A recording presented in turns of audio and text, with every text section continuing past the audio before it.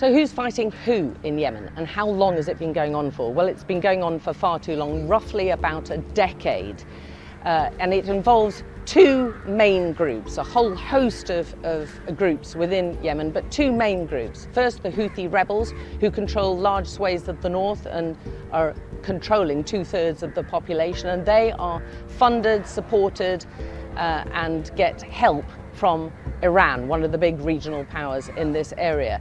The other main group is the internationally recognized government, which is supported by Saudi Arabia, the other main regional power here. And they have a coalition which is backed by UK, USA, and the United Arab Emirates. And between all of those groups, they are responsible for triggering one of the world's worst humanitarian disasters, and both sides have been accused of multiple war crimes. Well, it cannot be underestimated just how much of an impact it has had on Yemenis. For a start, the bulk of the population is suffering from some form of hunger, starvation, malnutrition, certainly in need of food aid. The country is in the throes of one of the world's worst humanitarian crises.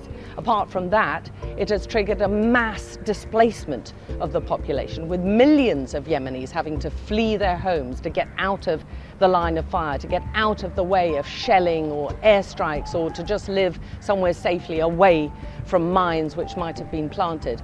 And on top of that, there is a real regression in human rights, with TikTokers, Instagrammers, YouTube influencers just this week being sentenced to between 6 months and 3 years in prison for criticizing the Houthis, journalists being threatened with execution for criticizing the Houthis. There have been allegations of war crimes on both sides, so it's had a big impact on the people of Yemen.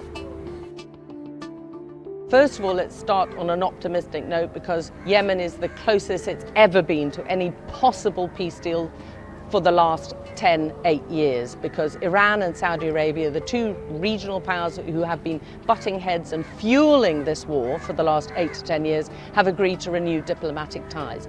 But even if peace was declared today, tomorrow, the next day, how likely is peace to break out inside Yemen, given the proliferation of weapons, given the differing rival groups, armed groups, and given their different motivations for influence inside the country? It doesn't look hopeful that it's going to be easy to sort out all those rivalries. Entering a war and starting a war is so much easier than ending it.